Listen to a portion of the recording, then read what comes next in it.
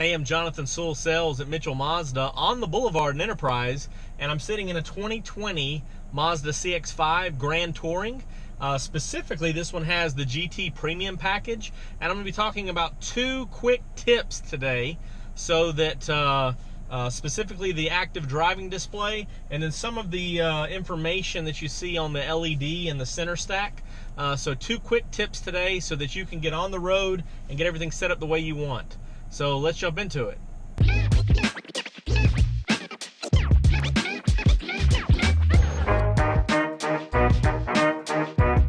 All right, so the first one's real quick.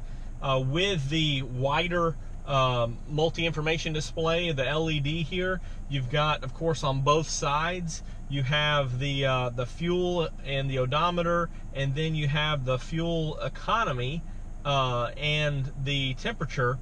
And then right in the center, you can hit this info button right here on the steering wheel, and it will change a few of those settings so that you can go to trip A, trip B. Also, this will be like the driver's assist information for the distance recognition system and the lane keep assist. Also shows the service due, so you can track that, and how many miles to empty or distance to empty. And that would also have your direction or compass there. And then just showing the arm here for your speed. Now, the other thing I want to pay attention to is this stem right here. So you can see right there, MPH, KMPH, or KM/H, kilometers per hour. All these vehicles come in with the kilometer set. Every dealership with PDI and usually change that, but sometimes you accidentally bump that. So if it looks like this with a lot more numbers going on, just make sure you hit that button and change it back. So you won't really be driving 100 miles per hour because it's kilometers per hour, and that's notated right there. But I understand that sometimes it gets confusing. So just make sure, and if that gets pressed by accident, you can bump that and get it set back. So a lot of good information available there on the center stack. Now the next thing that I want to cover is the active driving display. So right now it's showing 0 miles per hour. And of course you hit this commander right here in the center. When you hit that commander control right here, you can toggle from the medallions by bumping it over this way or turning. Or you could just, if you're not at the medallions, the home button, just press that home button. Then what you see will look like this. And again, you can turn that commander all the way to settings, or you can bump it all the way to settings. And when you're there, the first one that will pop up is this active driving display. So you can see right here that it is set on, let me make sure these vents aren't messing with my volume here, but it's set on height.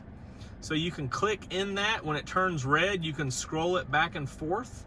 And just to show you what it looks like over here. So right now, if you see, and I'll try to zoom in on this, that 0 just off the sidewalk there, you can see it sliding up, sliding down. And it shows the 4 corners there, and you can see that moving. And so this would be a 0 spot right here. And of course, if you are taller and need it farther up, or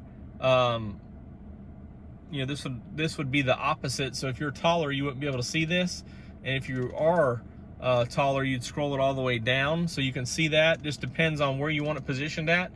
You can also scroll it all the way down to be out of the way, but then we'll set that in at the 0 level.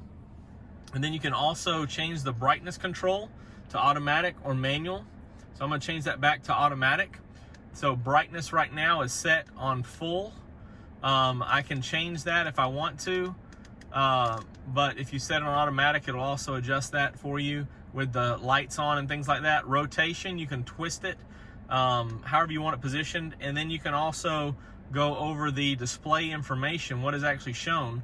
Now right now, since I don't have a SD card in here in the console, it's not going to give me options for navigation.